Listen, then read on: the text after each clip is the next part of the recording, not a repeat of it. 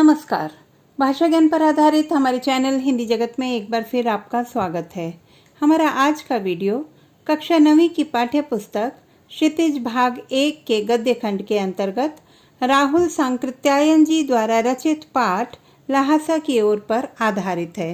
इस वीडियो में हम पाठ का प्रतिपाद्य, पाठ्य पुस्तक के प्रश्नोत्तर एवं अन्य महत्वपूर्ण प्रश्नों पर चर्चा करेंगे। तो आइए प्रारंभ करते हैं पाठ का प्रतिपाद्य से। साहित्य समाज में महापंडित कहे जाने वाले राहुल सांकृत्यायन जी का यात्रा वृत्तांत लेखन में श्रेष्ठ स्थान है।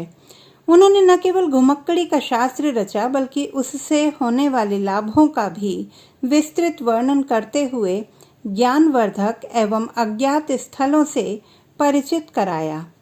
प्रस्तुत यात्रा वृत्तांत राहुल सांकृत्यायन जी की प्रथम तिब्बत यात्रा से लिया गया है, जो इन्होंने सन 1929-30 में नेपाल के रास्ते की थी।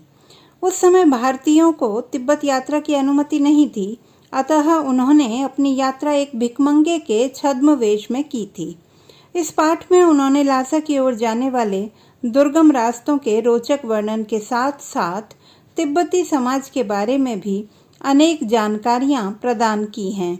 इसके अंतर्गत उन्होंने विभिन्न स्थानों के भौगोलिक वर्णन के अतिरिक्त वहां के जनजीवन की सुंदर झांकी भी प्रस्तुत की है। अब देखते हैं पाठ्यपुस्तक के प्रश्नोत्तर। प्रश्न 1। थोंगला के पहले के आखिरी गांव पहुंचने पर भिखमंगे के वेश में होने के बावजूद लेखक को ठहरने के लिए उचित स्थान मिला, जबकि दूसरी यात्रा के समय भद्रवेश भी उन्हें उचित स्थान नहीं दिला सका। क्यों? उत्तर। थोंगला के पहले के आखिरी गांव में पहुंचने पर लेखक भिखमंगे के वेश में होने के बाद भी ठहरने का स्थान प्राप्त कर सका, क्योंकि उस समय उनके साथ बौद्ध भिक्षु सुमति थे। सुमति उस गांव में अनेक लोगों को जानते थे। दूसरी यात्रा के समय लेखक भद्रवेश में थे, पर उस समय वह वहां के लोगों के लिए नितांत अपरिचित थे। सुमति भी उस समय उनके साथ न थे। उस यात्रा में लेखक गांव में सायंकाल पहुंचे थे और शाम के समय वहां के लोग छंग पीकर होशो हवास खो बैठते हैं, अतः वह ठहरने के लिए स्थान नहीं पा सके। प्रश्न 2। उस समय के तिब्बत में हथियार का कानून न रहने के कारण यात्रियों को किस प्रकार का भय बना रहता था? उत्तर। उस समय के तिब्बत में हथियार का कानून न होने के कारण यात्रियों को हमेशा अपनी जान और माल का खतरा बना रहता था। वहां के लोग आत्मरक्षा के लिए खुलेआम हथियार लेकर घूमते थे। वहां ऐसे अनेक निर्जन स्थान हैं जहां डाकुओं का साम्राज्य है। उन्हें किसी से कोई डर नहीं होता। सरकार की ओर से भी ऐसे स्थानों पर पुलिस की कोई व्यवस्था नहीं थी। ऐसे में वे यात्रियों की पहले हत्या करते, तत्पश्चात उनका सामान लूटते थे। प्रश्न 3। लेखक लंकोर के मार्ग में अपने साथियों से किस कारण पिछड़ गया? उत्तर। लेखक का घोड़ा अत्यंत सुस्त था। वह बहुत धीरे धीरे चल रहा था, जिस कारण लेखक अन्य साथियों से पिछड़ गए। एक जगह जहां से दो रास्ते फूट रहे थे, उसने गलत रास्ता चुन लिया और 2-3 किलोमीटर उसी रास्ते पर चला गया। बाद में गलती समझ में आने पर वह वापस आकर सही रास्ते पर गया। प्रश्न 4। लेखक ने शेखर विहार में सुमति को उनके यजमानों के पास जाने से रोका, परंतु दूसरी बार रोकने का प्रयास क्यों नहीं किया? उत्तर। शेखर विहार में सुमति के बहुत से यजमान रहा करते थे, जिनको वे बौद्ध गया से लाए गए गंडे बांटा करते थे। इस बार शेखर विहार से गुजरते हुए भी सुमति उन्हें गंडे बांटना चाहता था, जिसमें अधिक समय लगने की संभावना थी और लेखक को लक्ष्य तक पहुंचने की जल्दी थी, अतः उसने उसे अपने यजमानों के पास जाने से रोका। दूसरी बार लेखक को शेखर विहार के ही एक मंदिर में बुद्ध वचन अनुवाद की 103 भारी भरकम हस्तलिखित पोथियां मिल गई थीं। उनका अवलोकन करने, समझने एवं ज्ञानार्जन करने हेतु समय की आवश्यकता थी, अतः लेखक ने सुमति को रोकने का प्रयास नहीं किया। प्रश्न 5। अपनी यात्रा के दौरान लेखक को किन कठिनाइयों का सामना करना पड़ा? उत्तर। अपनी यात्रा के दौरान लेखक को अनेक कठिनाइयों का सामना करना पड़ा। तिब्बत के विचित्र मौसम को झेलते हुए ऊंचे नीचे पहाड़ी रास्तों पर तेज धूप में यात्रा करनी पड़ी। डाकुओं के भय के साये में यात्रा करनी पड़ी। डाकुओं जैसे सूरत वालों को देखते ही कूची कूची 1 पैसा कहकर भीख मांगनी पड़ी। सुस्त घोड़े के कारण वह अपने साथियों से पिछड़ गए। समय से न पहुंच पाने के कारण उसे सुमति के गुस्से का सामना करना पड़ा। भद्र रूप छिपाकर भिखमंगे के वेश में यात्रा करनी पड़ी। लौटते समय अपना सामान स्वयं पीठ पर लाद कर यात्रा करनी पड़ी। प्रश्न 6। प्रस्तुत यात्रा वृत्तांत के आधार पर बताइए कि उस समय का तिब्बती समाज कैसा था। उत्तर। पाठ के आधार पर कहा जा सकता है कि तत्कालीन तिब्बती समाज संकीर्णता से परे अत्यंत खुला था, जिसमें लोग जाति पाति, छुआछूत, ऊंच नीच जैसे भेदभाव से दूर थे। लोग धार्मिक प्रवृत्ति के तथा अंधविश्वासी थे, जो गंडे के नाम पर साधारण कपड़े के टुकड़े पर भी विश्वास कर लेते थे। महिलाएं पर्दा नहीं करती थीं, वह अपरिचितों को भी चाय बनाकर दे देती थीं। जान पहचान के बिना लोग रात बिताने के लिए स्थान नहीं देते थे। समाज में छंग अर्थात मदिरापान दिनचर्या में सम्मिलित था। हथियार का कानून न होने के कारण लोग लाठी की तरह बंदूक लिए घूमते थे। लोग कट्टरता से बौद्ध धर्म का पालन करते थे। बुद्ध और उनके वचनों के संग्रह कंजूर को विशेष स्थान प्राप्त था। जमीनें जागीरों में बटी हुई थीं और अधिकांश पर मठों का कब्जा था। प्रश्न 7। सुमति के यजमान और अन्य परिचित लोग लगभग हर गांव में मिले। इस आधार पर आप सुमति के व्यक्तित्व की किन विशेषताओं का चित्रण कर सकते हैं। उत्तर। सुमति के यजमान और अन्य परिचित लोग लगभग हर गांव में मिले। इस आधार पर सुमति के व्यक्तित्व की अनेक विशेषताएं प्रकट होती हैं। सुमति मिलनसार एवं हंसमुख व्यक्ति थे। उनकी छवि धर्मगुरुओं के समान थी, जो उन्हें बौद्ध गया के गंडे ला कर दिया करते थे। सुमति समय के पाबंद थे। लेखक के समय पर न पहुंचने पर वह नाराज हो जाते हैं। सुमति लालची स्वभाव वाले थे। यजमानों में बौद्ध गया से लाए कपड़े से बने गंडे समाप्त हो जाने पर वे साधारण कपड़े का बना गंडा देकर धन प्राप्त करते थे। सुमति बौद्ध धर्म में आस्था तथा तिब्बत का अच्छा भौगोलिक ज्ञान रखने वाले थे। प्रश्न 8। हालांकि उस वक्त मेरा वेश ऐसा नहीं था कि उन्हें कुछ भी ख्याल करना चाहिए था। उक्त कथन के अनुसार हमारे आचार व्यवहार के तरीके वेशभूषा के आधार पर तय होते हैं।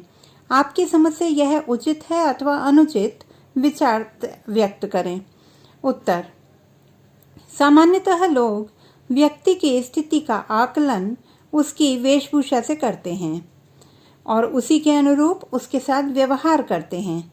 विचारों के आदान प्रदान किए बिना मनुष्य की स्थिति के आकलन का सबसे सरल तरीका उसकी वेशभूषा माना जाता है।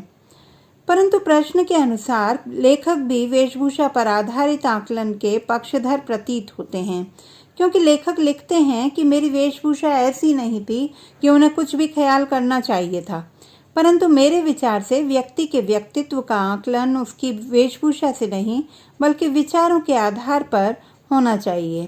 क्योंकि अच्छे कपड़े पहनने वाला अच्छा इंसान भी हो ऐसा आवश्यक नहीं है। अच्छी वेशभूषा में कुत्सित विचारों वाले लोग भी हो सकते हैं। सस्ते एवं निम्न कपड़े पहनने से कोई व्यक्ति निम्न कोटि का नहीं हो जाता। कीचड़ में खिलने से कमल की सुंदरता कम नहीं हो जाती है। प्रश्न 9। यात्रा वृत्तांत के आधार पर तिब्बत की भौगोलिक स्थिति का शब्द चित्र प्रस्तुत करें। वहां की स्थिति आपके राज्य शहर से किस प्रकार भिन्न है। उत्तर। भारत के उत्तर में स्थित तिब्बत नेपाल का पड़ोसी देश है। इसकी सीमा भारत और चीन से लगती है। यह समुद्र तल से 17-18 हजार फीट की ऊंचाई पर स्थित है। यह पहाड़ी और पठारी भूभाग है जहां पहुंचना बहुत कठिन है। यहां पहुंचने का मार्ग गहरी घाटियों, ऊंचे पर्वतों, बीहड़ दर्रों से होकर गुजरता है। पहाड़ों के मोड़ सुनसान और खतरनाक हैं। दूर दूर तक आबादी नहीं होती। एक और हिमालय की ऊंची चोटियां हैं तो दूसरी ओर नंगे पहाड़। यहाँ की जलवायु भी विचित्र है। जहाँ धूप होती है वहाँ तेज गर्मी, और उसी समय जहाँ छाया होती है वहाँ खूब ठंडक होती है। थोंगला यहाँ का एक दुर्गम डाँड़ा है तो तिंगरी एक विशाल मैदान, जिसके चारों ओर पहाड़ियाँ हैं। पहाड़ बर्फ से ढके हैं और कुछ भागों में खेती होती है। मेरा शहर मैदानी क्षेत्र में होने के कारण उसकी भौगोलिक संरचना बिल्कुल भिन्न है। मेरे शहर में परिवहन के साधन, संचार के साधन और अन्य सभी आधुनिक सुख सुविधाएं सहजता से प्राप्त हो जाती हैं। अब बात करते हैं कुछ अन्य महत्वपूर्ण प्रश्नोत्तर की। प्रश्न 1, अतिथि देवो भव की भारतीय परिकल्पना तिब्बत में भी प्रचलित है। पाठ के आधार पर स्पष्ट कीजिए। उत्तर, लेखक ने यात्रा वृत्तांत में तिब्बत की सामाजिक परिस्थितियों का वर्णन करते हुए लिखा है कि वहाँ अपरिचित व्यक्तियों को भी घर की महिलाएं चाय बनाकर दे देती हैं। वे उनसे पर्दा नहीं करती। अगर किसी व्यक्ति को डर है कि सारा मक्खन उसकी चाय में नहीं पड़ेगा तो वह खुद जाकर चाय मथ कर ला सकता है। भिखारी और संदेहास्पद व्यक्तियों को छोड़कर कोई भी उनके घर के अंदर तक जा सकता है। इससे यह स्पष्ट होता है कि हमारी भारतीय परिकल्पना अतिथि देवो भव को तिब्बतियों ने पूरी तरह से लागू किया है। प्रश्न 2, तिब्बत में डाँड़े क्या हैं? डाँड़े के देवता का स्थान कहाँ था? उसे किस प्रकार सजाया गया था? उत्तर, तिब्बत में पहाड़ी घाटियों में स्थित नदियों एवं पहाड़ों के खतरनाक मोड़ को डाँड़ा कहा गया है। डाँड़े के देवता का स्थान सर्वोच्च शिखर पर था। उसे पत्थरों के ढेर से सजाया गया था। वहाँ पर जानवरों के सींग रखे गए थे। उसके आसपास रंग बिरंगे कपड़ों की झंडियाँ भी लगाई गई थीं। प्रश्न 3, मैं अब पुस्तकों के भीतर था, ऐसा लेखक ने क्यों कहा? उत्तर, अपनी तिब्बत यात्रा के दौरान लेखक को शेकर विहार के मंदिर में बुद्ध वचन की अनुवादित 103 हस्तलिखित पोथियां मिल गई थीं। लेखक को पुस्तकें पढ़ने तथा ज्ञानार्जन का अत्यधिक शौक था, अतः वह इन पुस्तकों को पढ़ने में रम गया। इसीलिए उसने कहा कि मैं अब पुस्तकों के भीतर था। प्रश्न 4, पाठ के आधार पर तिब्बती भिक्षु नमसे का चरित्र चित्रण कीजिए। उत्तर, नमसे तिब्बत में रहने वाले बौद्ध भिक्षु थे। वे शेकर विहार नामक जागीर के प्रमुख थे। वह जागीर में खेती की देखभाल किया करते थे। दूसरे प्रबंधक भिक्षुओं की तरह उन्हें भी समाज में अत्यंत सम्माननीय स्थान प्राप्त था। अहंकार से परे वे बहुत अच्छे और विनम्र इंसान थे। लेखक के भिखमंगे स्वरूप में होने पर भी वे उनसे आत्मीयता से मिले और उन्हें सम्मानपूर्वक अपने यहाँ स्थान दिया, जो यह सिद्ध करता है कि वह अत्यंत दयालु एवं आतिथ्य भावना से परिपूर्ण इंसान थे। तो बच्चों, आशा करती हूँ कि यह वीडियो पाठ को विस्तार से समझने में सहायक सिद्ध होगा। पाठ के सूक्ष्म अध्ययन हेतु बहुवैकल्पिक प्रश्नों पर आधारित हमारा वीडियो देखना ना भूलें। यह न केवल ऑनलाइन परीक्षा हेतु उपयोगी होगा, बल्कि पाठ के गहन अध्ययन में भी सहायक सिद्ध होगा। भाषा संबंधी किसी भी समस्या के समाधान हेतु बने रहिए। सुनीता भटनागर हिंदी जगत के साथ। आपका दिन शुभ हो।